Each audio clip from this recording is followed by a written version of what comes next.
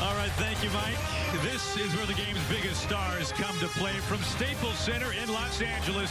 Two teams each looking for what would be their first Power Conference win of this young season. We've got a one-loss TCU team taking on the nearby USC Trojans. They check in tonight, 5 up and 3 down.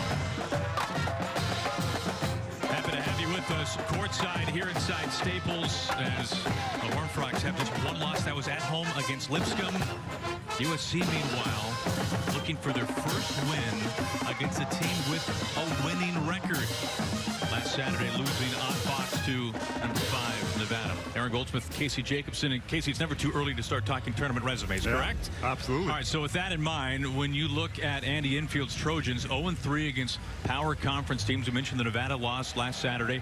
Meanwhile, for the Horned Frogs, a tournament team last season, this is their first opportunity for that win tonight. Yeah, Aaron, I know it's only December 7th, but the result of this matchup right now could drastically affect where these teams end up in March. And USC, they've been battling injuries from the start of the season. They're going to have to do so again tonight with Kevin Porter Jr., their best athlete, freshman. He's not going to play, so other guys like Benny Boatwright, the seniors, got to step up. For TCU, they've been battling injuries, but Aaron, they're finally healthy, and their offense is so fun to watch. They lead the entire country in assists. All right, how about those starting lineups? How about the backcourt for TCU?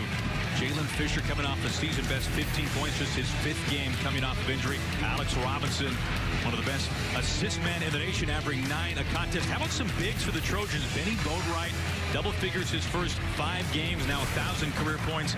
And how about Rakocevic, Pac-12's leading rebounder, 5th in the nation, as the tip is controlled by Jalen Fisher and the Horned Frogs. Love the matchup down low between Kevin Samuel, number 21 in purple, and Nick Rakocevic. Bain takes it, puts on the brakes. Robinson in the paint up top. And Rakocevic picks it off. Alex Robinson loves to throw that lob. It was predictable, though, on that possession. And I know USC has been watching a lot of tape, Aaron. They've had 6 days, as a matter of fact, to get ready for this game. So nothing should really surprise the Trojans. They did a nice job in that first possession. Well, Fisher's had the hot hand from distance, 48% of the season. He knocked down his first try tonight. That is what Jalen Fisher does, and Coach Jamie Diston has talked about it, that they have 2 point guards, Alex Robinson and Jalen Fisher, but Jalen is a 3-point shooter. That's his mindset. He's now 10 for his last 19 from behind the arc. Rakocevic coming off a double-double against Nevada. Tries to step through off the front of the iron, and TCU ball. Back to the 3-pointer by Fisher. Jalen Fisher, 6'2" junior. He's got deep range, and USC will mix up their defenses. Right now, they're starting in man-to-man. You'll see a little bit of 2-3, but whatever defense you're in, you're going to have to mark number 10 in purple, although TCU has plenty of other marksmen from deep. This is the best shooting team in the Big 12. In traffic, Robinson is able to find the handle again. Up and under. Controlled by TCU and Kevin Samuel. On the deck, J.D. Miller. Miller, the senior most experienced player, averaging a dozen a game. He's also the most physical offensive player they have, as Derek Thornton drives the lane and draws a foul. Now, Jamie Dixon now in his 3rd year, born in Burbank. Parents still live in his North Hollywood childhood home. 13 years at Pitt, and he has brought this TCU program back from the grave. Nice offensive possession there, out of bounds. Benny Boatwright gets an easy one, but going back to Jamie Dixon here, he's completely changed the culture. I mean, last year they made the NCAA tournament. They didn't just make it, they were a 6th seed. And this season, you know, their season tickets are sold out. This is probably one of the most anticipated, if not the most anticipated TCU basketball season ever. Robinson left open, NBA 3. He's good. He's a 50% shooter from behind the arc. Yeah, he just doesn't take very many. He's now 10 for 19 for the season. Very judicious, but absolutely can line it up and knock it down. Not just a passer. Oh, right, little floater, front iron. Rebound Samuel, 6'11" freshman. Quickly, Fisher. Thornton pushing. Duke transfer, left hand, scoop high off the glass, no good. And a short possession. Derek Thornton avoids the contact there. I felt like he could have gone into the body of Samuel and gotten 2 free throws. When you avoid the contact of 70-footers, it makes it a very difficult scoop shot. Thornton took an elbow up to the chops. We'll stay on this in Andy Enfield, his 6th year here in Southern California. A chance tonight for his 100th win at USC. 71 wins over the last 3 seasons, the most in that span in school history. And the coach is going with the casual look tonight. He was all dressed up. I know you were impressed with his attire last game last week. Well, he was standing right in front of me the whole game. I couldn't help but notice as Robinson puts it through. Really nice start for TCU. You can see why they lead the nation in assists. They trust each other. They move the basketball around. And yeah, they just played a couple of nights ago, but they look to be the fresher team early. Andy Enfield using an early timeout. 10-2. TCU leading USC. Horned Frogs winning their last 3 games, including a rivalry game in Dallas against SMU. And they completely smothered the Mustangs in their home gym in Dallas. That's a rivalry game. Fort Worth and Dallas are only about 32 miles apart. Boatwright, who was so ice cold on Saturday against Nevada, was just 3 for 13, knocks down a 3. Yeah, and 1 for 7 from three-point land. This is a bounce-back game for Boatwright. I don't feel like USC could beat any elite team unless he scores upwards of 20 points. He is their leader. Bain cut off. Up top, here's Miller. He puts it up too strong. Shaquan Aaron hits the deck and hands it off. There's Elijah Weaver on the floor for the first time. Rakocevic, no dribble needed. Beautiful pass there from Elijah Weaver, who we weren't sure was even going to play today. He's been battling injuries as well. A freshman, they like him a lot. A big point guard, number 3 in yellow. Fisher, jab step, pull up, short iron. Fought underneath, and a clear window off the glass. Kevin Samuel. He's shooting 74% on the season. Because he shoots layups and dunks, and he doesn't really stretch out, and that's okay. They don't need him. He plays exactly the role that they ask him to. Weaver gives up a shot underneath. Boatwright, straightaway 3.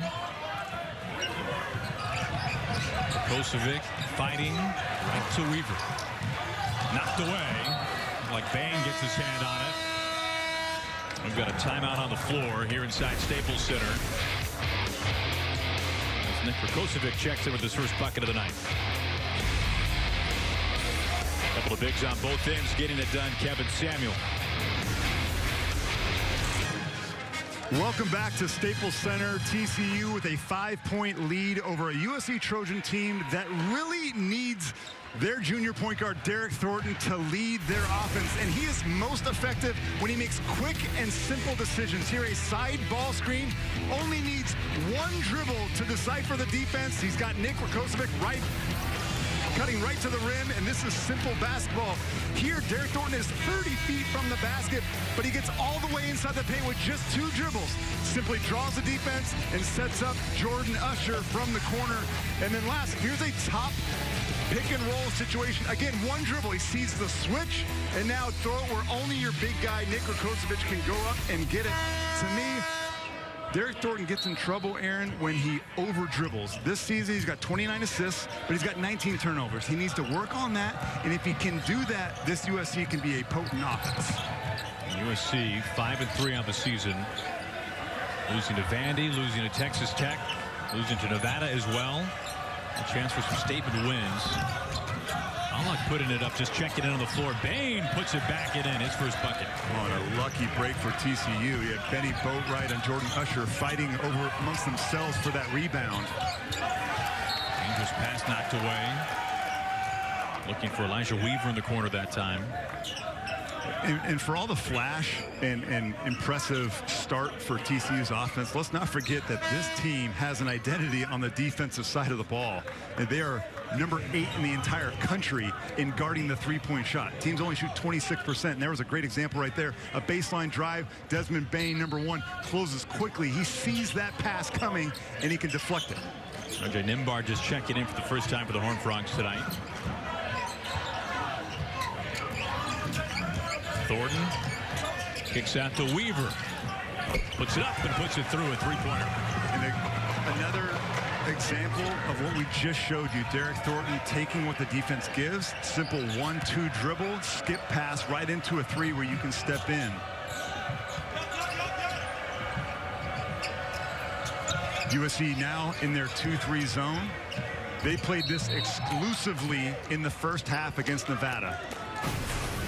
And here, Derek Thornton drawing two people. The point of offense is to gain an advantage somehow. Either pick and roll, drawing two defenders via penetration. Right there, the simple pass. I love when we run a video and then the guy comes out in the next possession and does exactly what we just showed. Isn't that awesome? That never happens either. Easier said than done. Allock went up for the tomahawk jam. And this whistle will send it the other way. Lane violation. TCU by 4. Of course, Horned Frogs ranked as high as 18 in the nation this year. Last year, they cracked the top 10 for the first time in program history. Of course, USC was a top 10 team at one point last year as well. Thornton stripped and fouled. TCU defensively right now is downing ball screens on the side, meaning they're forcing the ball handler down towards the baseline, toward the side. That they are taking away the middle. But right there was no help. It was like they didn't communicate. Somebody thought he was going middle. Nobody there to help. And Derek Thornton actually tried to hammer dunk that one. Both these teams are very good shooters from the floor. Both teams struggle mightily from the line. Look at USC. They were just 4 for 8 against Nevada last Saturday. They are 11th in the conference, shooting just 66% from the stripe. A lane violation. And you know that's got to make both coaches' blood boil, but especially Andy Enfield, who got his start as a coach at the NBA level as a shooting coach in the NBA with Milwaukee Bucks. And this guy can flat out shoot the rock. And you know, we were talking about shooting before the game, but we both know that it's mental. If you have the proper mechanics and you're a good shooter with a pure jumper and can shoot threes, there's no reason why you shouldn't shoot upwards of 75% from the foul. Robinson gives it up, under, off the glass, and good. Kwat Noy, the sophomore from Australia. And folks, if you haven't seen Kwat Noy play, you're in for a treat. He's got an unquenchable thirst for scoring. He's energetic. He's devastating in the open floor. And he's also got a really smart basketball IQ. Super long and lanky. He's 6'7", and he's just a sophomore.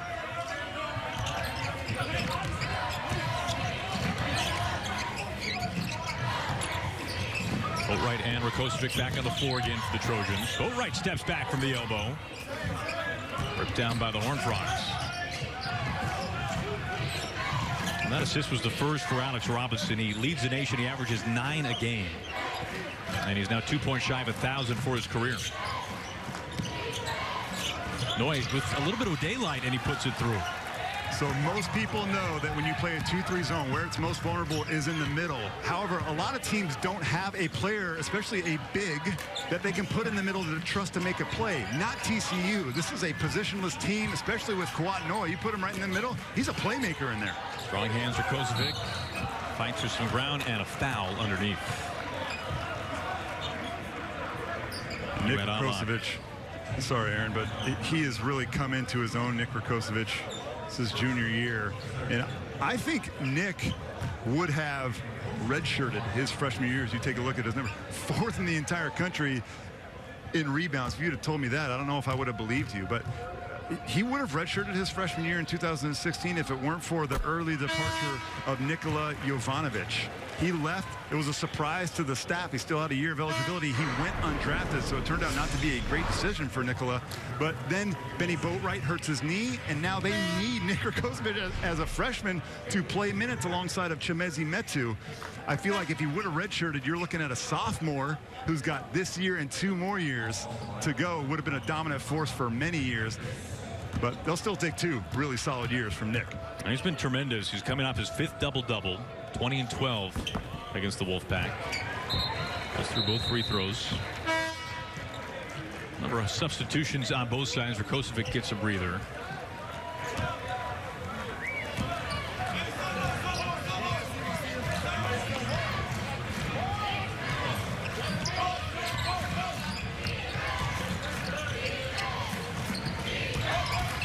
Fisher just checked in, takes and kicks. 3 left open. Noy too strong. Weaver pushing and kind of blindly knocked away by Fisher, but controlled by the Trojans.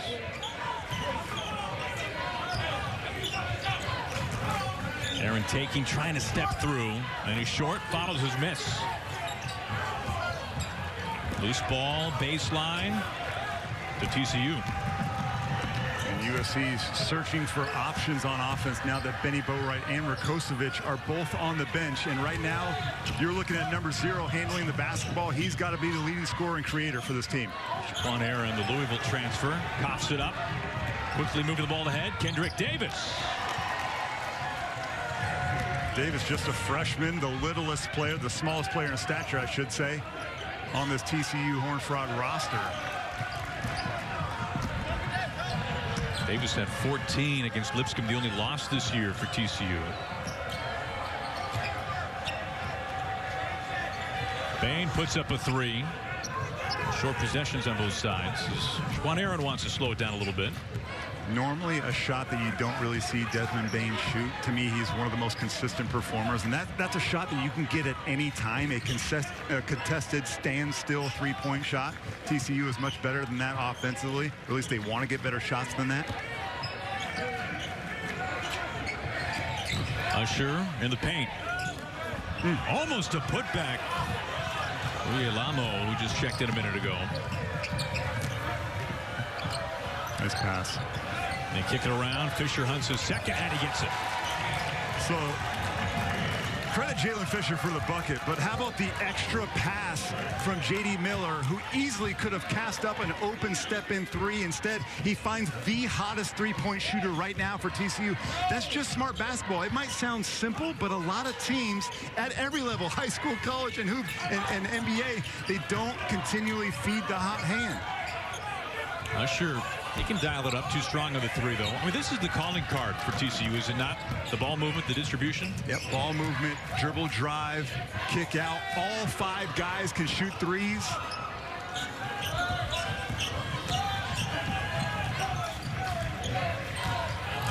Weaver decides to penetrate, now reverses. Shaquan Aaron left wide open for 3, and he makes the Horned Frogs pay his first bucket. Timeout called by TCU. Look at that ball movement. TCU, they love to share it out in the open floor, taking advantage of USC not getting back. And then how about the extra pass there? And Jalen Fisher continues his hot shooting. TCU up 6. TCU on top of USC, and unfortunately for Jalen Fisher, his first 2 college seasons have been cut short one way or another because of injury. But we know this, Casey, when he is healthy, there are few better from behind the arc. And he showed it against their rival, SMU. Aaron, 4 of 5 threes came in the second half when the game was really decided. And Fisher and SMU's leading scorer, Jamal McMurray, were exchanging words basically throughout the game. Neither one got texts. It was all in good fun. They were highly competitive, but it was Fisher that got the better of that matchup. Their team got the win. Jamal McMurray of SMU, 2 for 11 from 3. A real gutty win. It was TCU's first trip away from their home arena. This is now their second game. A confidence builder. And again, folks, that was less than 48 hours ago. They got on a plane. They flew here yesterday. They didn't get here till the afternoon.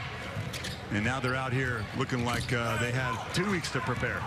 Miller puts up a break. Thornton is back on the floor now, running the point for the Trojans. Boatwright, 1,000-point scorer. Thornton takes, kicks. John Matthews trying to find his stroke again after an off game last Saturday against the Wolfpack.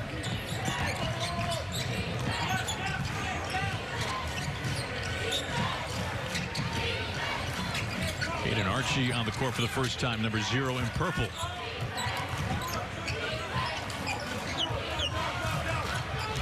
Fisher off the screen. Intercepted. Picked off. Shaquan Aaron. Oh my. Clank on the dunk try. He tried to do what LeBron James does in this building, which is rock it back behind the head and throw it down. And look, that's it. I knew that shot was going to go in, and Andy Infield's got to be just beside himself right now.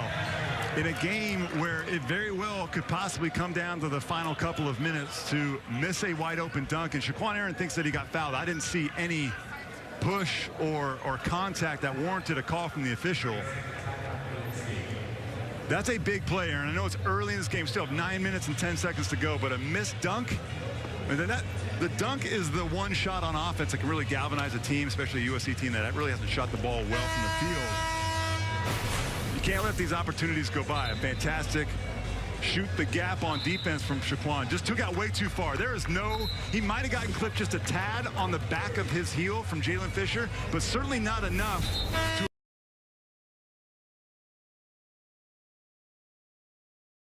Well, it's a missed dunk that results in the third three-pointer for Jalen Fisher. 26-17. You mentioned that 2 games in 48 hours for TCU. Worth noting, the game against SMU, that was a 9 o'clock tip. They did not get back to campus till nearly 1 in the morning. And then took off the next day following a practice. Yeah, it's only a 50-minute bus ride from those 2 schools. And Coach Dixon said that some of his players are going through finals. In fact, both of these student athletes, sets of student athletes, are going through finals right now. In fact, Jonah Matthews, number 2 in gold. Well, Bunny Rakocevic looked like he was expecting more contact than he got. Same thing as Shaquan Aaron. You guys, for USC, if you're a USC fan, you got to be screaming, guys, focus on finishing. Don't anticipate contact that isn't there. Robinson, left hand, high off the window, and 1,000 points. And a tremendous career for Alex Robinson, the senior out of Fort Worth. If you're going to score 1,000, that's the way to do it. How about a beautiful underhand scoop shot? And folks, that is a much more difficult shot than Alex Robinson made it look. And again, TCU then digging in on the other end. 1,000 career points, which is not easy to do from the point guard position. This guy is a facilitator, yet gets to the lane, and if you don't respect his ability to score, he will hurt you. And think about it, 1,000 career points now for Robinson, who has a very good chance at this pace in particular to finish as the Horned Frogs' all-time assist leader when it's all said and done this year. Even more interesting than that, the all-time assist leader is Corey Santee, who's an assistant coach on this bench for TCU. Alex Robinson said they talk about it all the time. They joke with each other, I'm getting your record, man. He's like, no, you're not. Another turnover with some fruitless possessions for the Trojans. Archie, tough angle, and right to Rakocevic. Yeah, I don't think Archie's going to remain in the game. In fact, I see Desmond Bain, number 1, going to the scores table right now. That was a forced shot in transition. Rakocevic, paint touch, strong move. USC is doing a little bit too much complaining for the officials. The players need to let Andy Enfield chew on the officials' ears. They just need to play, focus on what they're doing. A nice move by Nick Rakocevic, though. Moy spots up 3. TCU's had some open looks, especially from straight away. And he steps out of bounds. We've got a timeout on the floor. TCU leading USC here in Southern California. Beautiful night, as you might expect.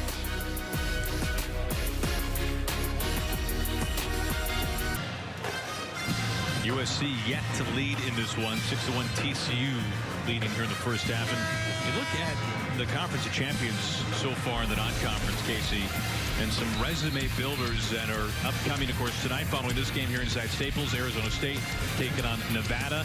How about Utah traveling to number 9 Kentucky? Washington coming up in the middle of the month will take on number 15 Virginia Tech. UCLA, Ohio State. The games in yellow neutral site games, but the Pac-12 needs some resume builders. That's an understatement. They're 2-10 against top 25 teams right now. So it's last call time for Pac-12. Right now, their biggest resume building wins are Arizona State beating Mississippi State, who was ranked 15th at the time. They're still ranked now 22nd in the country. And Arizona going to UConn, although I don't know if UConn is going to make the tournament. So that's only 2 wins. You have to have non-conference wins. Why, Aaron? Because when you get to conference, if nobody is ranked, then you're just going to beat up on each other and no one builds their resume. It's kind of a nightmare situation for the Pac-12 unless they can get some of the wins that we just showed you. Robinson, tough left hand. And a foul sends this the other way. Of course, the Pac-12 almost had maybe what would have been maybe the best win of the year in college basketball is University of Washington nearly upset Gonzaga in Spokane.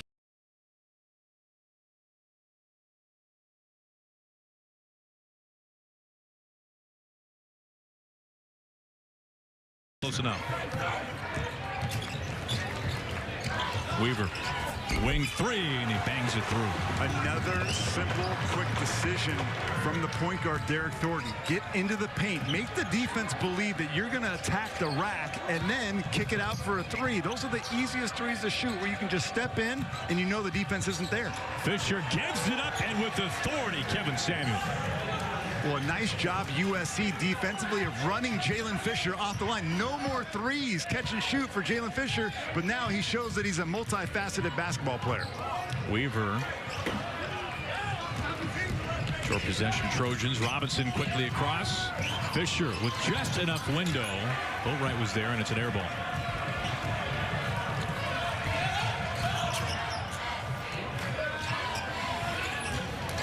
Weaver straight away too strong. So I noticed something right there on that shot that Elijah Weaver just took. He stopped at the NBA line as Desmond Bane goes and misses a shot. Why stop at that blue line? That's for the Lakers and the Clippers. The college line's the black one. Well, after the Trojans have missed a number of chippies so far in the first half, Weaver's able to put that through. He has 8 in the first half. I think he leads all Trojan scorers.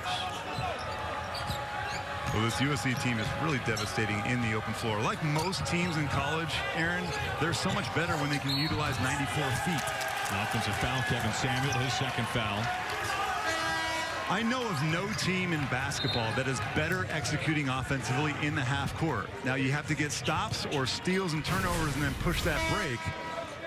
And then certainly getting defensive stops like this. Jordan Usher sacrificing his body. He was very close to that charged circle. Teron Brooks has checked in for the first time.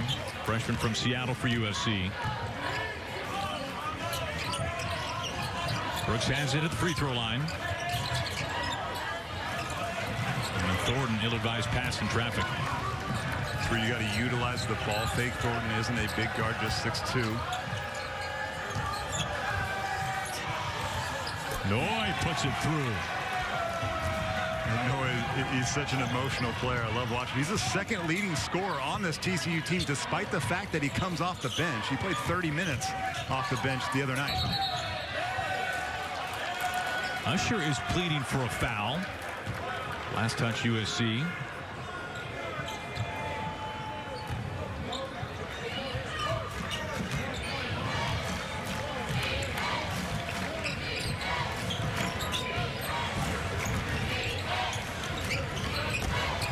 Underneath, off the glass, too easy for TCU.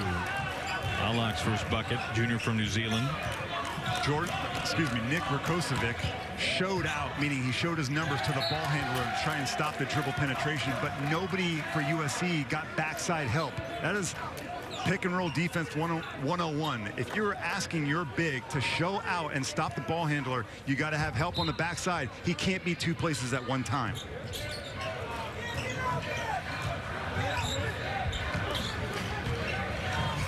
Now Thornton will set it up as we approach the 4-minute mark here in the first half.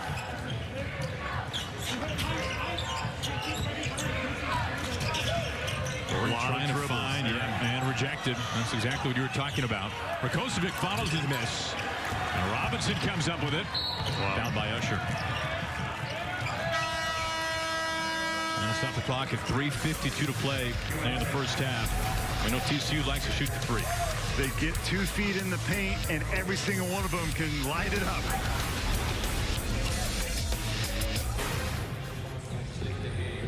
All right, thank you, Mike. Good stuff coming up. Under 4 to play. In case you look at USC and their leading scorers, Benny Boatwright, Nick Rakocevic, Jonah Matthews, those 3 have combined for just 11 so far in the first half. Yeah, we were talking to Andy Enfield about their previous game on Saturday against Nevada, and he's like, look, when we play against elite teams like a Nevada, like a TCU, I think TCU is a top 25 team, certainly the way they're constructed now and the health. They have to be led by their seniors. And that, yes, that is putting pressure on Rakocevic and Boatwright and Jonah Matthews, but they can handle it. And for a team like USC, who's been battling injuries, they need their best players to be consistent night in and night out. Alak, jump hook, won't roll through.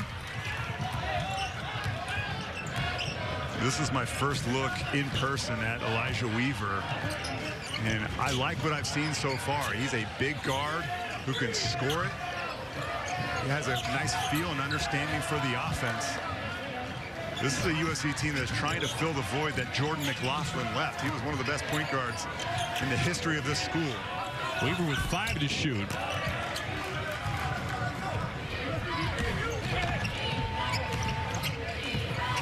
And this first half has been all TCU. Mismatch down there. Alak puts it through this time. If you switch ball screens and you're a little, you have to fight like crazy, like a caged animal, to get in front and not allow that post catch so easily. Now Rakocevic left open from the elbow. Noy the board, and he's fouled. Matthews, who has had a quiet first half, his first foul. Aaron and Thornton getting set to check back in for the Trojans. Matthews to the bench. Matthews double figures in 4 straight games before shooting just 3 for 11 last Saturday against number 5 Nevada. Yeah, he's their best perimeter defender. You can argue he's their best three-point shooter, a 3-and-D guy if you want to give him a nickname. But you mentioned that the 2 best shooters on the team, Jonah Matthews and Benny Boatwright, combined 2 of 14 from three-point land against Nevada. It's not going to get it done. Well, Noy's left wide open.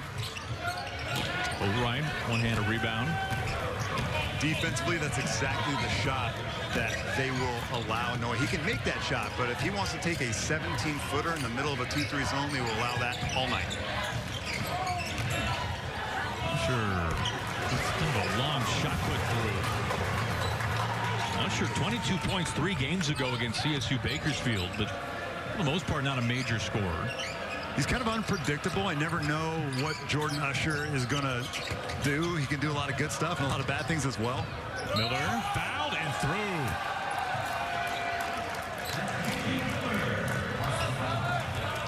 This is a kid, J.D. Miller, who seeks out contact. Every time he catches the ball down low, he wants to bounce off bodies and get to the foul line. See that pump fake?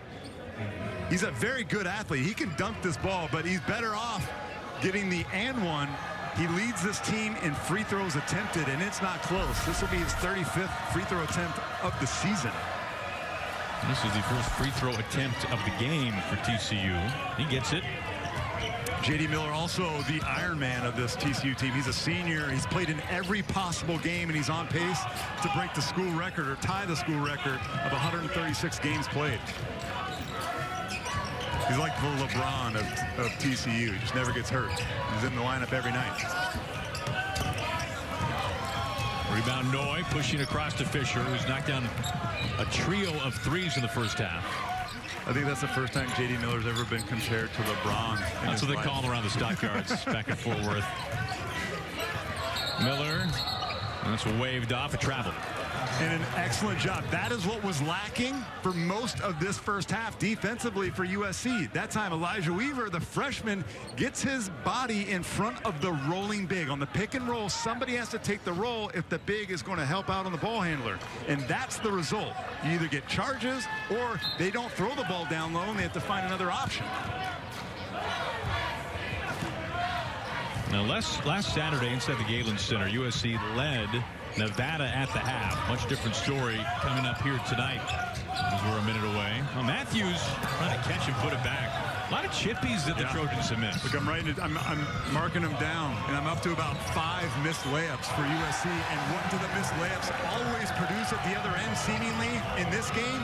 TCU three-point shots. Jalen Fisher is on fire. He's got 12 points on 4 3-pointers. He had 15 points against SMU. All were from the three-point line. Quick ball movement. Thornton up top and a travel.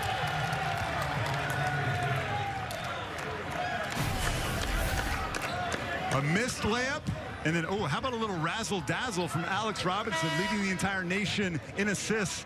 And it's easy to see why. He's got his head up, and he's surrounded by guys who are locked and loaded, shot ready. Jalen Fisher sees nothing but the bottom of the net right now. He's not even hitting rim. Robinson 6 assists, 7 points. Meanwhile, you can see what Fisher has done, helping TCU in the middle of a 15-4 run in the closing seconds of the first half.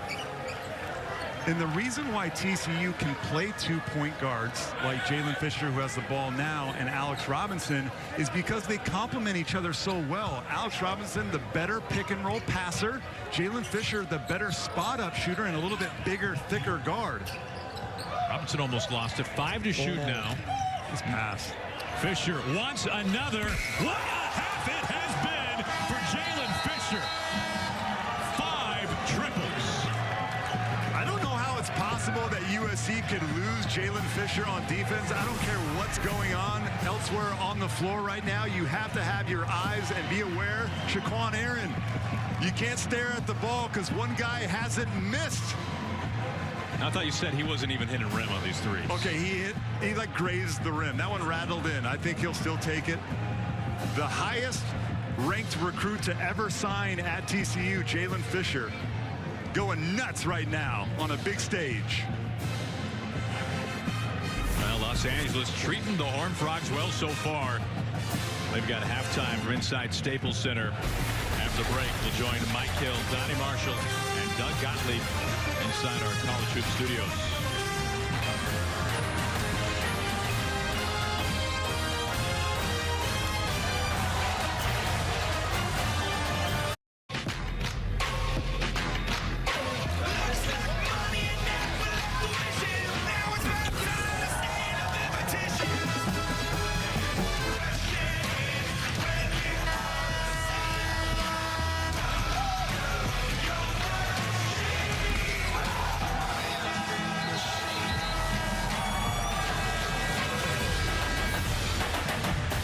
TCU playing its second game in 48 hours. The Horned Frogs have traveled west at inside Staples. They lead USC by 20 as we're moments away from the second half. Welcome courtside once again, Aaron Goldsworth and Casey Jacobson. And Casey, this TCU team does not look tired at all, and their offense has stolen the show in the first half. USC had 6 days to prepare, yet TCU looks like the fresher team, and offensively, they're just so balanced. Kawhi Noy is their super 6-man off the bench. He's got 7 points, but everybody getting in on the accident. Alex Robinson joined the 1,000-point club. Everybody makes extra passes. They have 14 assists on 19 field goals, and Jalen Fisher is no doubt the star of this game. 15 points, 5 of 7 shooting the ball from behind the arc. We begin the second half. USC with the ball. Casey, in your mind, well, this is not a good start. No. What is it USC needs to do differently here in the second half? I mean, there's many things, okay? It's pick and roll defensive coverage. They need to be tied together. It looked like they weren't sure where they were forcing it and where the help was coming from. You can't allow TCU bigs to pick and roll to the basket uncontested, because then you're going to be scrambling, and if they don't score at the rim, they're going to be launching threes like this. Desmond Bane, his first 3 of the night.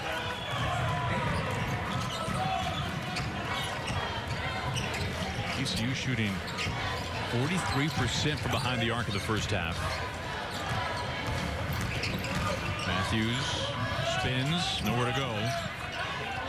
Kosovic, a pretty quiet first half by his standards. He's fouled going to the rim. Leading scorer and rebounder for the Trojans as Alok picks up his second foul. He kind of created all the contact there, put the onus on the official to blow the whistle. And it's one of those things where defensively, what am I supposed to do? He ran right into my chest, but it's smart basketball. If you have a half step on your defender, sometimes the best option isn't trying to actually score the basket, it's actually trying to get the foul.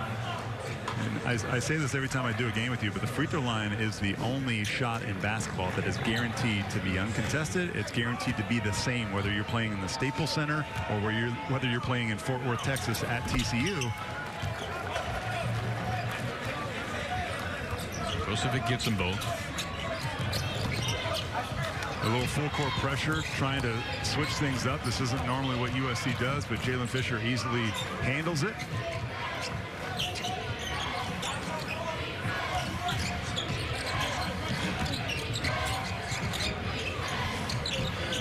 Miller, the senior, left hand off the window. You see how he took his time there? It's really difficult to take your time and be patient on a drive to the basket, but he waited to see what Benny Boatwright was going to do before he shot it. Boatwright finds it from 3. Boatwright now with 8. He and Elijah Weaver, the leading scorers so far for the Trojans. Efficiency has always been my question with Benny Boatwright. He's a good shooter, but over the course of his career, he's 41% overall as Alex Robinson knocks down another TCU jumper. And he's learned everything from his mom. His mom played at TCU and was a baller. Taught him everything he knows. Well, maybe not everything. I think Jamie Dixon has taught him a few things. But the foundation of his game. On Aaron. Only 3 points so far before that bucket. Don't we learn everything from our mom? Like all the important stuff. Not everything, but all like the fundamentals of basketball. The top 10 list. You learn from your mom. Foul on the floor. Well, Darla, who was point guard at TCU, 82 to 84. Hope number 44 is watching tonight, by the way.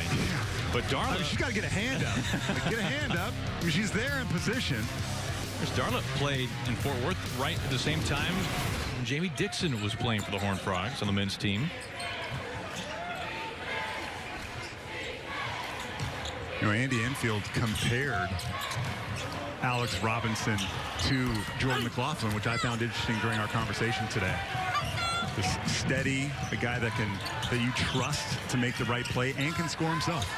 Thornton, nothing but plexiglass on that one. Bain trying to bring it across, and he does. Bain into the paint and an offensive foul. Jamie Dixon in that time for the Horned Frogs, 83 to 87. Look at those shorts. Those are pretty short shorts. I mean, they're making a comeback, it looks like. I mean, there's as much length with the socks as there is with the shorts. Yeah, those are some thick socks, man. Maybe it was like, maybe double bagged his feet back then. I'm not sure.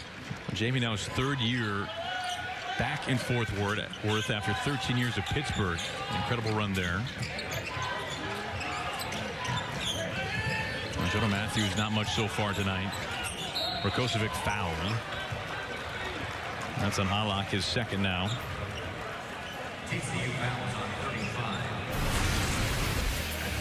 How about that, though? 11 NCAA tournaments in 13 years at Pitt. None in that span, of course, for the Horned Frogs. Then the last 2 years, 2 winning seasons, and a tournament berth last year for the first time in 20 years for TCU. And okay, so that is all incredible. This team currently, and he's from the Southern California area, as you can see here, and he's happy to be back home, and his team playing so well tonight. But this team currently is excellent, but Aaron, they're built for future success too. They have an excellent blend of upperclassmen right now with guys like Alex Robinson and Jalen Fisher, who are juniors and seniors, but they also have 8 freshmen and sophomore. Not all of them play significant minutes yet, but he believes in all these players, and they also have a freshman, a very good freshman, a top 75 player, PJ Fuller. Right now he's playing at Finlay Prep, just outside of Las Vegas area. An excellent player that could be a one and done, as a matter of fact. Here's a corner 3, and it is buried by Noy. That's his 2nd. He's got 10 on the night. Matthews draws contact. I think TCU was celebrating just a little bit too much, feeling good about themselves. Jamie Dixon yelling at everybody. That shot goes in. Coaches hate when you score a basket and then you give up a layup on the other end. That just can't happen. If you have good defensive balance and you're clued in on what's going on, a shot goes up, somebody has to get to the half court where that LA Clipper logo is, so something like that can't happen. And Matthews converts on the 3-point play. His first points tonight, he averages 12 a game. He had a final exam this morning. He didn't, talking about Jonah Matthews, he did not show up for the morning shoot-around practice. And of course, it was excused, but maybe still thinking about it. Robinson up and under. You can count it.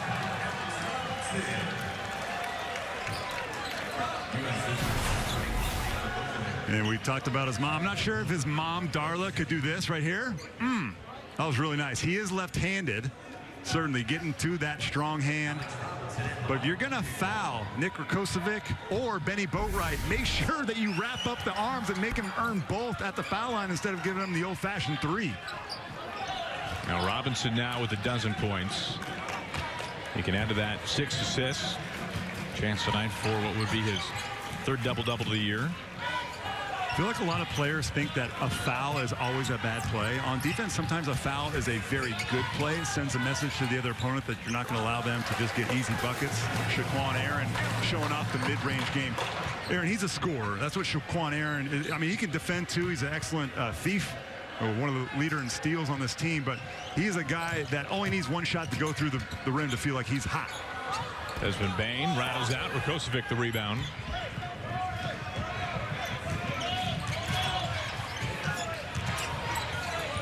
Rakocevic now 5 boards away from what would be his 6th double-double of the year.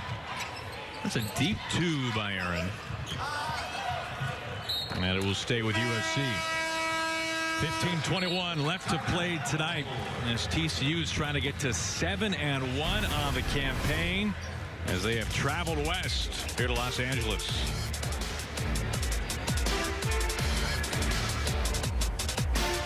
TCU shooting 45% from downtown. They lead 59-41. Let's talk injuries to studs on both sides of the floor tonight.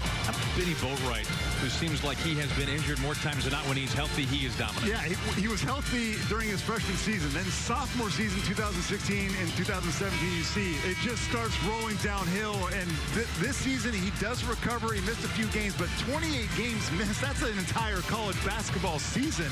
And I'm not sure Benny Boatwright thought he'd be here this long. He thought he'd be in the NBA right now. And here's Jalen Fisher.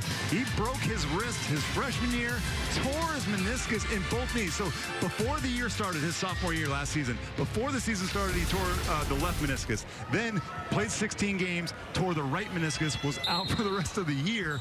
And when I watch Jalen Fisher play this year, I feel like he's changed his game. He is now looking to shoot threes. I feel like it's easier on his knees. 84% of his total shots come from the three-point line, and tonight is another example. 8 of his 10 field goal attempts have been from the three-point line. I feel like he doesn't want to drive and put too much added pressure on that right knee that you see has a black sleeve on it. Maybe that explains why Fisher does not have a attempted free throw to date this year. And I'm not mad at him. It's a lot easier to shoot threes. It's more fun, too. Take it from me, partner. I love hoisting them from deep. It's no fun to get your bell rung by any of the bigs when you go down low. 3 rattles out by Noy.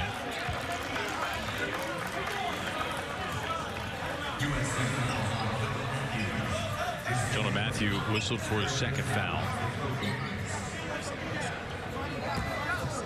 And TCU with 9 made 3-pointers. They are 2 off their season high. You can count that one from Bane. He muscles his way in. And that's a scouting report mistake by USC. Every team in college does a morning walkthrough about the end of or underneath the basket out of bounds plays, and you can't allow Desmond Bane to just walk right down the middle of the lane and have no resistance. All smiles for Bane and this TCU team. USC has not made anything difficult.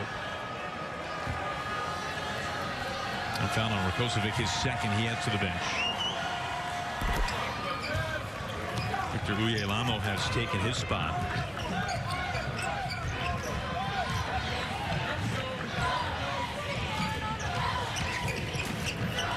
USC held to 26 points in the first half, their lowest first half total all season. Boatwright pulls up for 3. Difficult shot there. I mean, Benny Boatwright can make it, but that's a 30% shot probably in my mind. And they got to do some things to get Benny some easier looks than that. Miller backing down, and he travels. About our 4th travel call on both sides combined tonight. Yeah, it's against the rules, Aaron. You're not allowed to grab the ball, pick it up, and walk around. I mean, you know, You really are good at what you do. That's the high-level analysis, folks, at home. Yes.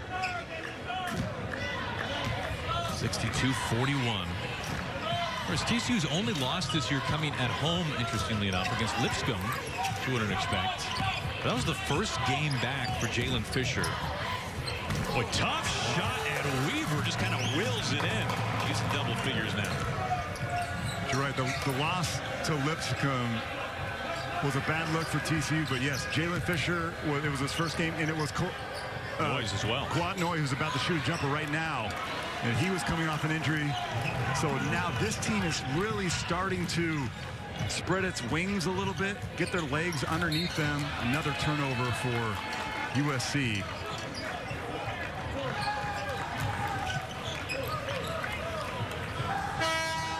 And I'm not trying to make excuses for that turnover or any turnover in this game, but I'll tell you one of the things that bugs me about these, these events. They bring out basketballs, Aaron, and they just unwrap them. They take them out of the plastic and they say, here, play with this basketball. It's all shiny and slippery and hard like a rock. Like, I'm a shooter, man. You know what I mean? Like, I need to massage it. A lot like a pitcher on a mound. You got to rub the ball with dirt and all that stuff. I typically leave you alone when you see a ball for the first time. Yeah, it is creepy. Here comes Weaver. This court game, of course, the middle game of the Basketball Hall of Fame Classic.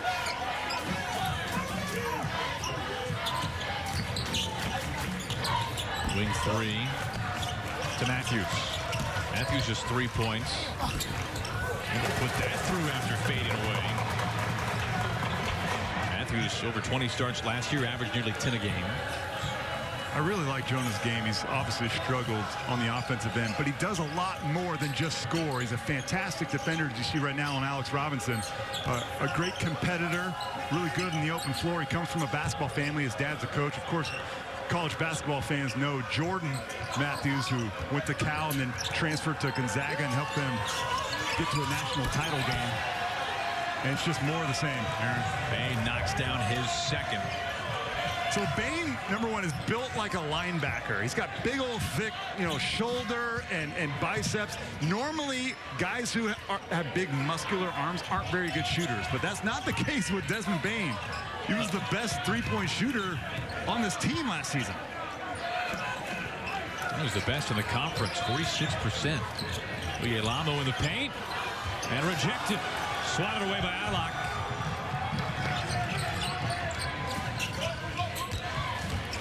Matthews almost had it.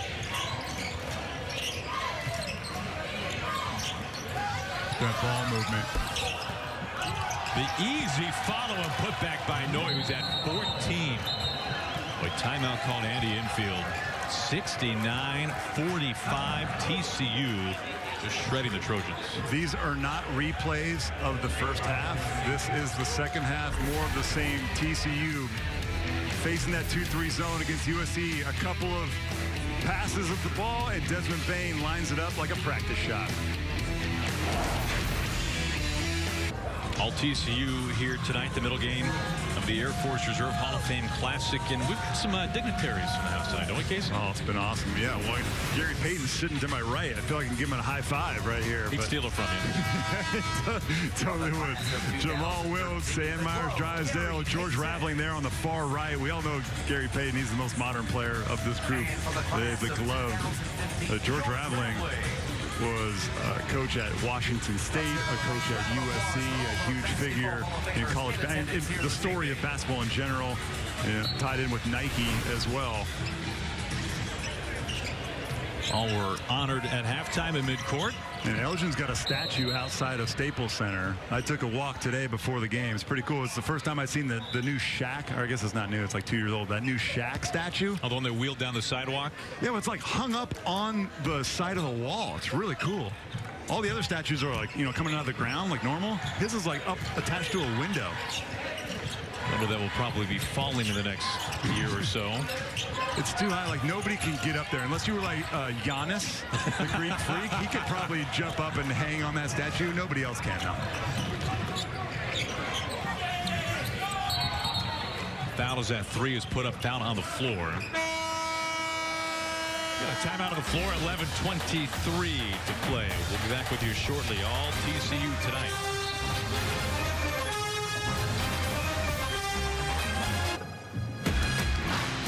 Coach Calipari brings his 9th-ranked Wildcats to Fox. Reed Travis leads Kentucky's front court in the battle against Seton Hall. Don't miss the City Hoops Classic tomorrow, 11:30 a.m. Eastern on Fox, and of course the Fox Sports app. Aaron, I'm still getting used to seeing Reed Travis in a Kentucky uniform. Reed, of course, was at Stanford, my alma mater, for several years before transferring to Kentucky.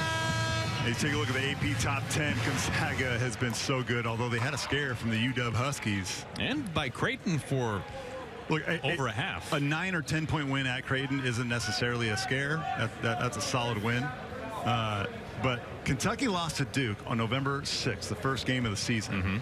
And they've kind of went into hiding a little bit. They've been practicing, and they haven't played another power conference team, but now they're ready to come out of hibernation and show us what they've been working on.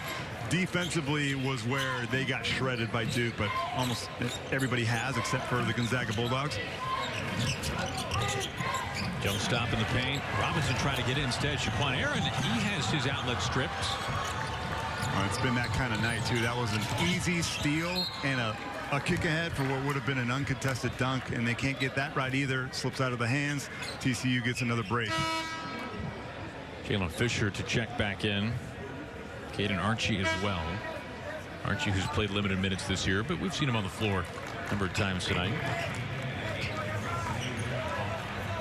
Bain and Nimbard get a breather. No, Fisher had that fantastic first half. Nothing yet in the second half. 15 points, all on threes. Saved right to Usher. Outlet, Shaquan Aaron. Usher stripped. Ahead to Robinson. Robinson drawing contact and a blocking foul. First foul on Thornton. I love watching college hoops because guys aren't afraid to dive into the stands. Like, you never see this kind of stuff in the NBA. They're worried about their contract, right? I can't dive in there. I got $20 million on the line. But Kwat Noi, kind of a fun name to say too. Kwat Noi. Love this young man. And he seems perfectly content to come off the bench despite the fact that he's one of the best. You could argue he's like second best player on TCU's team.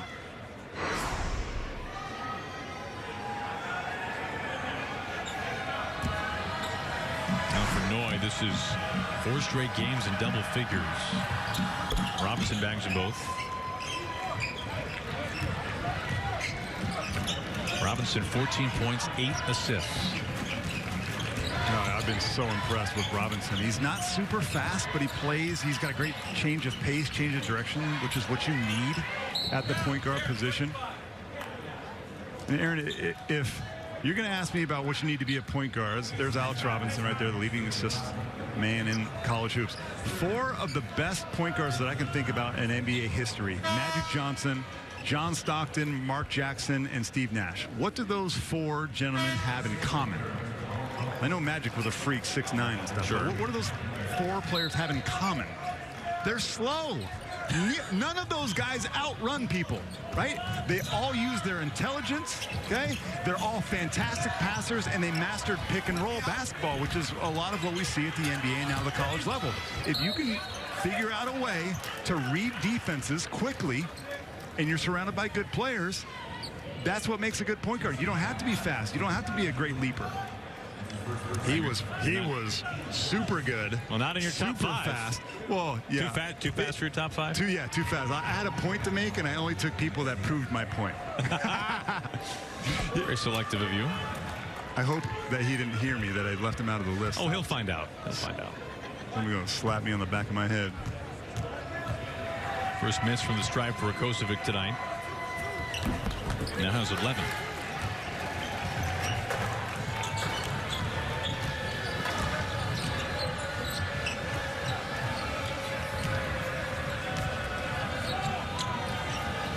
TCU back in their 2-3 zone. It hasn't been as active as it was certainly in the first half against Nevada.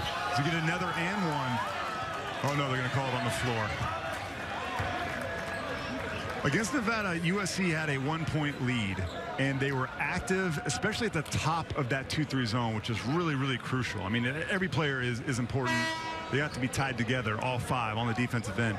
When you're playing a 2-3 zone, the best zones, to me, Aaron, have great man-to-man principles. You don't just stand like statues in your zone. You are active, you are in passing lanes, and you're making it difficult. I don't feel like USC has really made any passes or dribbles difficult. A one-on-one coming here for J.D. Miller. J.D. is short for Jalen DeMarco Miller, by the way. Yep. Looked that up. Took me like 15 minutes to find that nugget. Is that why you were late today? He gets both. But I like to know that information. I write down stuff that when I'm watching a game, I'm like, what does JD stand for? Is it, you know, like, is it something weird? No, you're right. It is critical information. These are the things that I think about when watching a basketball game. Well, you're a Stanford guy. Fisher, outlet. Here is J.D. Miller. Also known as Jalen DeMarco Miller. Matthews for 3. And a foul.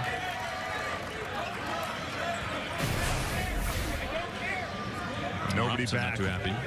Defensive balance isn't there. An easy one. Like he had to duck under the backboard, or else he was going to hit his forehead on the follow through there. It's a problem that I know nothing about. He's trying to see. I love when college kids play in NBA arenas and they make an awesome play. They're constantly looking up at the jumbotron, like, I got to see that replay. Because most college programs don't have a jumbotron that has 8 monitors on it, like the Staples Center. Well, it seemed like for both sides today at shoot-around, the number of cell phone cameras that were out as they were walking onto the floor for the first time. You don't typically see that at most college arenas that you go to all the time. Missed the back end. I had the honor of playing in this building many times. My rookie year in the NBA was 2002-2003, which was the last of the Lakers three-peats. But right now with 10 points. Shaq and Kobe were so good. Oh my gosh. And the Sacramento Kings were really good with Vlade, Chris Webber, Doug Christie. Travel call. Those teams were the king of the West. This building isn't that old, but it's got a ton of history. And the Clippers, hey, like we talk about Lakers, we got to talk about the Clippers this season. They're one of the best teams in the West, and one of the best teams in the NBA, one of the best watches. No, my boy Mike Hill in the FS1 studio knows all about the Clip Show. Tobias Harris and company move the basketball. They play like TCU. They play tight end defensively. They have fun playing out there. I've been so surprised about the Clippers this year. How did you doubling Shaq? How did that work out? Not so well. I don't even think he noticed that I was doubling him. He's like, oh, yeah, you gonna try to double me? Or? He was huge. I mean, I know that's like a total understatement, but like until you play against him and stand next to him and just appreciate the size, but also the velocity with which he could come at you with, scary. Kosovic picks up his 4th. Look at those names up there. Are there any Clipper jerseys? Or is it just like there's not a single Clipper jersey retired? I think that'll change sometime soon. I thought if Blake Griffin stuck around here and played his entire career here, he would have a chance. But nobody currently on their roster.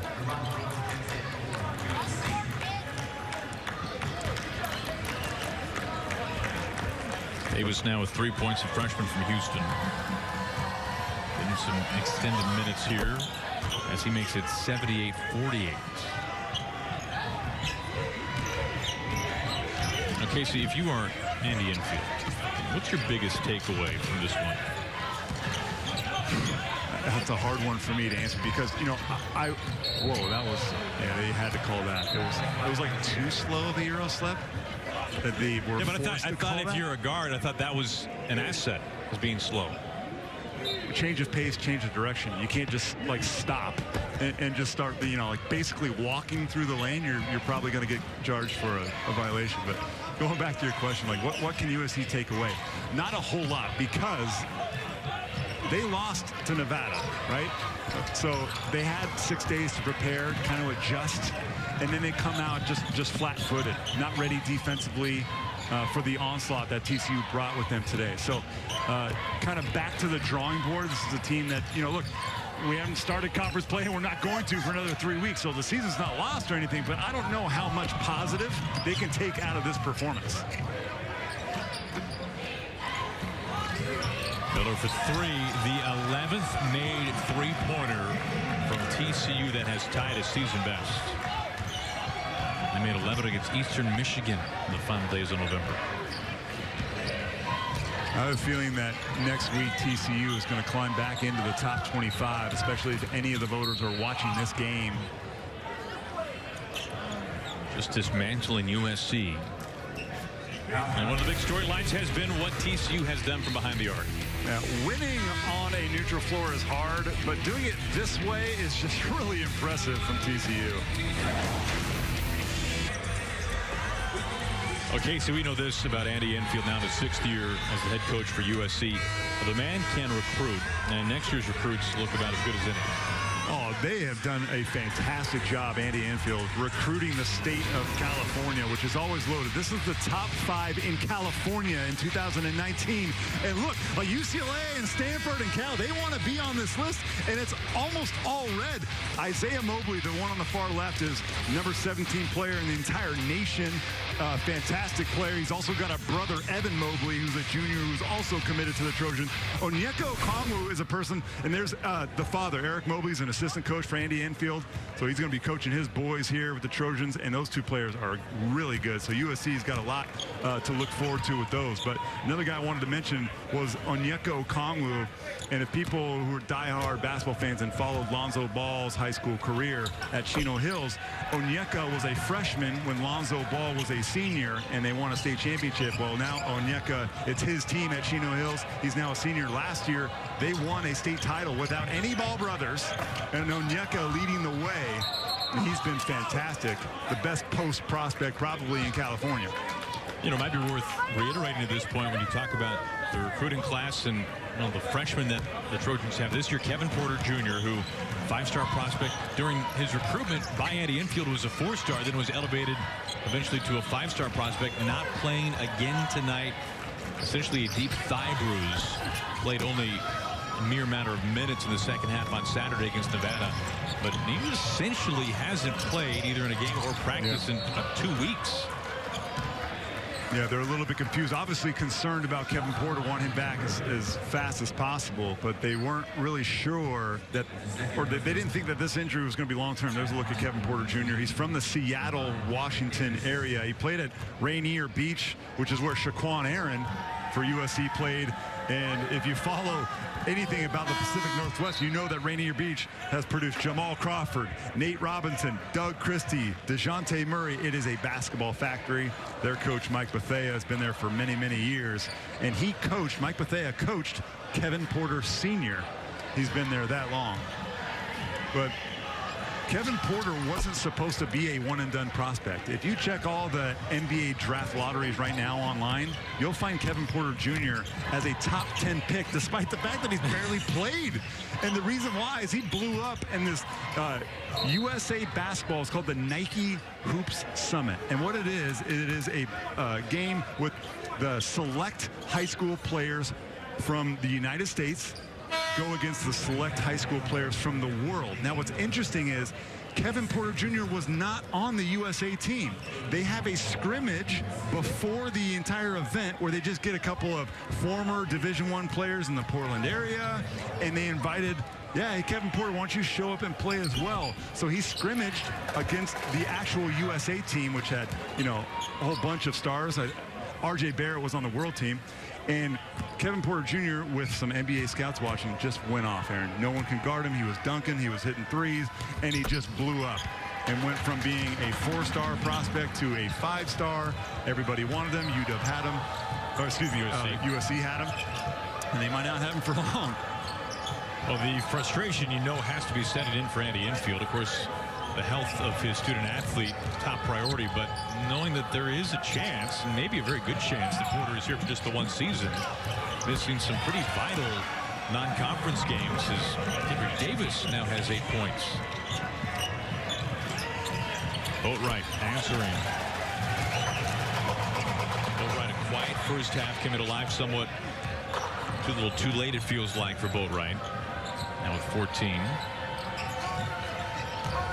I remember the first time I saw Benny Boatwright play in high school. I'm a total nerd. I actually go to some of these AAU events. I got nothing else going on. I got a wife and 3 kids, but I just like hoops a lot in summertime. But I saw Benny Boatwright play for Dream Vision. Really good team. They had Justin Simon, who's now a guard at St. John's. The two of them were just wreaking havoc. This is kept alive, swatted by Miller. Well, they also had Chase Jeter, the starting center for Arizona. So Chase Jeter, Benny Boatwright, Justin Simon at the high school level. Tough, really long athletes.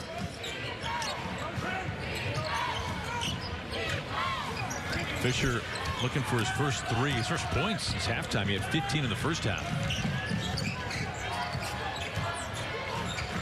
Nick Rakocevic had deep position. You can't ignore the big. If he's going to work down there for that position, you got to reward him, because you can't forget that the bigs are the ones that are going to set screens for you. And if they're happy, then you're going to be happy.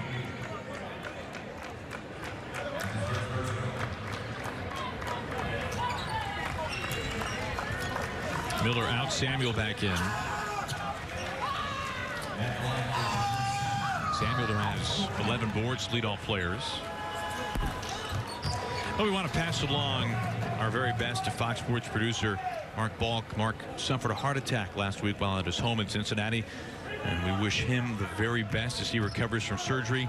Mark, we hope to have you back soon. Thornton gets the second.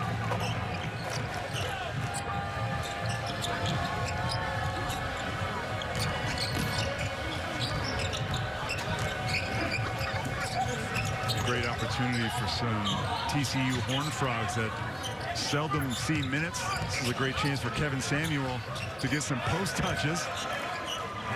And you mentioned, partner, coming into the game, he's shooting 74%. He plays within himself. He's got some nice moves to the basket, but the best thing that Samuel does is pick and roll to the rim. He's a fantastic offensive rebounder as well. Weaver pulls a flat shot, boy, ugly angle. Another rebound for Samuel.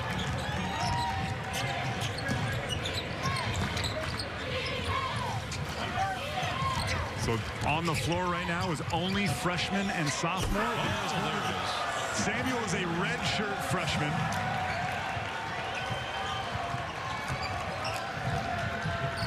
TCU just running away with it here in Los Angeles. This has been, now Benny Boatwright has 14 points. Really was not a factor in the first half, just 5 points. And of course, it's a 20-point game at halftime as the buckets just continue to fall.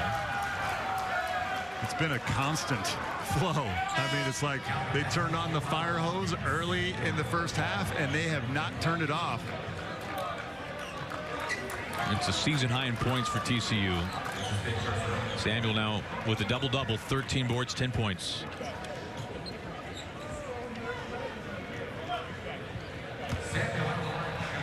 And he was born in Barbuda, and I had to look that up. I did the same. And it's in the West Indies. It's just east of Puerto Rico.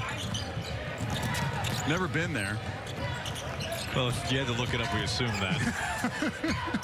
Here's Usher. Gotta remember your visit. I like to dot all the I's and cross all the T's, just to make sure. I never assume anything, partner. How about Samuel with the double-double? The redshirt freshman from Barbuda, West Indies, coming at you.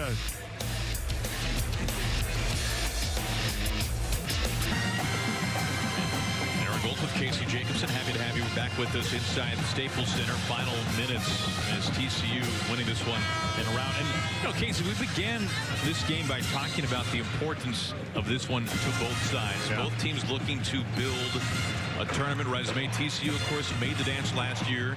USC trying to get back to it. But This game, you could really make a pretty logical case, was more meaningful to USC than to TCU, if maybe for no other reason than the strength of their respective conferences. No question, the Pac-12 has really, disappointed so far. Just 2 wins against the top 25, and I consider TCU a top 25 team, although they're not ranked that right now. And USC has had 2 previous opportunities. They lost to Texas Tech. They lost to Nevada. This could have been something that turned their season around. And from TCU, the reason why it's not as critical to them is because they play in the Big 12. The Big 12 is a fantastic conference, as always. Of course, at the top is Kansas, the number 2 team in the country, who's won that league 14 straight years in a row, which is like John Wooden didn't even do that with UCLA. But besides Kansas, you have a Kansas State team, Texas Tech, which already beat USC. Iowa State is much better than they were a season ago. And Oklahoma doesn't have Trae Young. They continue to win. They've only lost 1 game all season. A better team. They don't have the star that Trae Young is, but they're a better team now. This is Archie at the line. Well, Sunday, it's a Fox NFL doubleheader, starting with Drew Brees and the high-powered Saints taking on the Buccaneers. And it's America's game of the week. Carson Wentz and the Eagles battle Ezekiel Elliott and the Cowboys in a huge NFC showdown. Top 2 teams of the division. It's all on Fox and the Fox Sports app. You can check your local listings. And the difference for USC in this game, Casey, compared to the losses to Texas Tech and last Saturday to number 5 Nevada, is that USC led both of those games at halftime. They were down by 20 at half and held to a season low 26 first half points here tonight against the Horned Frogs. They have struggled in all of those games in the second half, and I'm not sure why. I don't know if it's adjustments. This is a team that maybe just runs out of gas a little bit. Do they rely too heavily on Nick Rakocevic and Benny Boatwright? But some teams get stronger as the game goes along. A team like Gonzaga, for instance, seems to get stronger. And USC right now is trying to figure that out. They seem to fade even when they're playing at home. Owen Asheras, who's played just 4 minutes all season, sophomore from San Diego, on the floor now for TCU.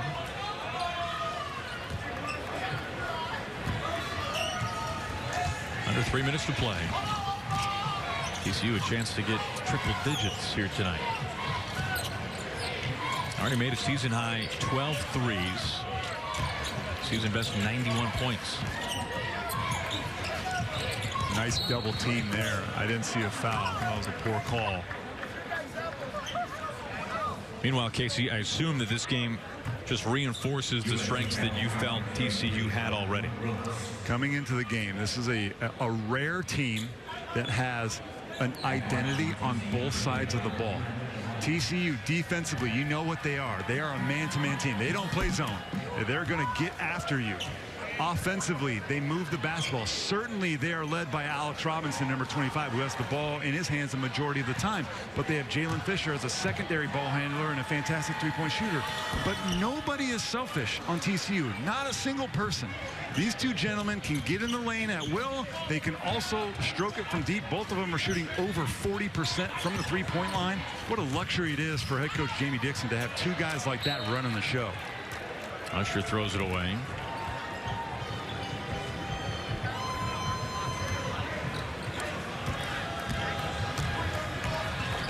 These 2 teams will be playing next year in a new arena in Fort Worth called the Dickies Arena.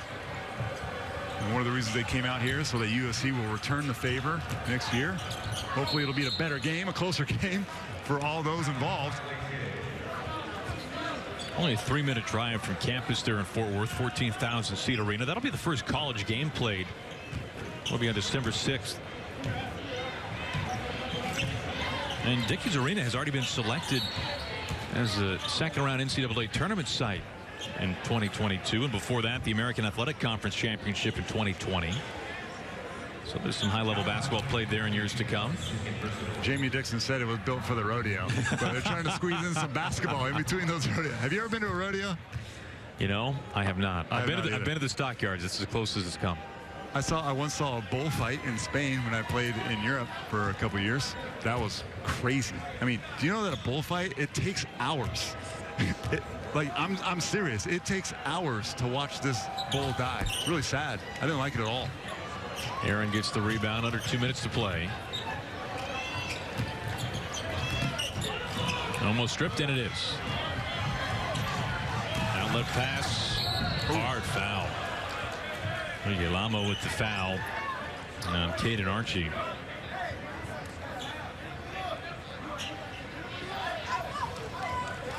And you wonder too for USC, and it's not to say that this explains or even begins to explain for that matter the point total and the spread that we're seeing here with under 2 minutes to play. But this is a team that has been just depleted by injuries over the course of the year. Really yet to play with their what they would hope would be their starting five. Of course, Boatwright missing time. The big injury that we've talked about already a couple of times, Kevin Porter Jr., who's essentially not played in 2 weeks. Devin Fleming on the floor for the first time, just a handful of minutes all year long. There's Porter. But it was so bad before the season began for Andy Enfield and USC that they had to cancel not one but 2 scrimmages because they did not have enough healthy bodies. I've never heard of that. I mean, I've only been a broadcaster now for 5 years, but I have never heard of a team not having enough bodies to just play a 5-on-5 basketball game, let alone practice. And sometimes teams don't have a lot of healthy bodies because they have to play 5-on-5 against themselves. But against somebody else, that is just flat out unlucky. Jaquan Aaron gets his own miss. Matthews will set it up.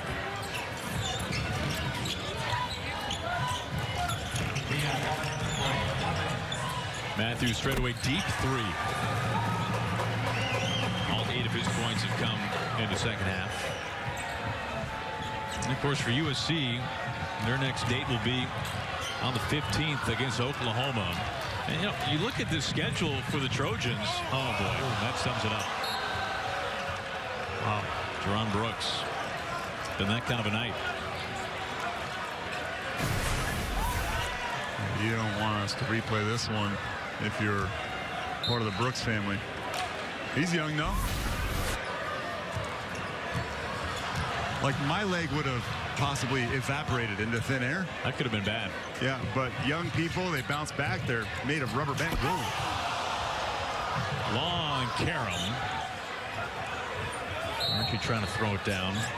When you look at USC and the opportunity that they had.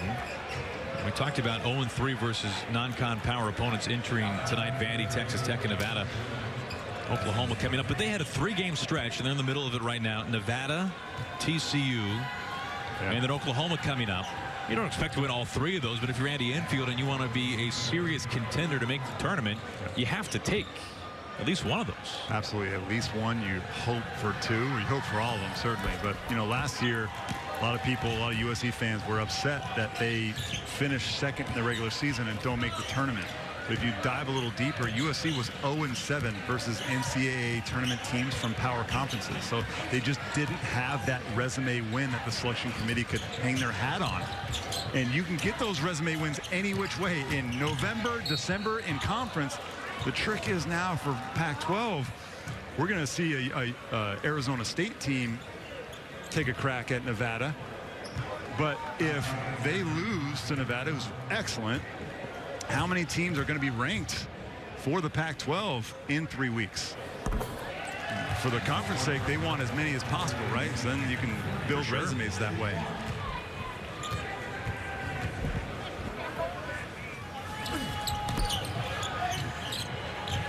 Well, TCU playing its 2nd game in 48 hours, travels from Fort Worth to Los Angeles and absolutely manhandles the USC Trojans 96-61 as Jamie Dixon and the TCU Horned Frogs improved to 7-1 on the season and have now won 4 in a row. Jalen Fisher, 15 points, all on 3-pointers, all in the first half. TCU just dominant tonight. I mean, looking at these numbers, I wouldn't have believed them if you told them to me before this game starts. TCU makes 34 field goals, and 22 of them are assisted. USC shot 18 for 57, and that was from the start. It did get a little bit worse, but from the start, USC wasn't ready to play this game, and you could tell the confidence was growing. Remember, TCU had just came off a rivalry game in Dallas against SMU. And the game was emotional, and it went down to the end. I thought they would come here and be a little bit flat-footed. I thought it would take TCU a little bit of time to get used to this, as Alex Robinson is getting presented with the MVP award, and he should.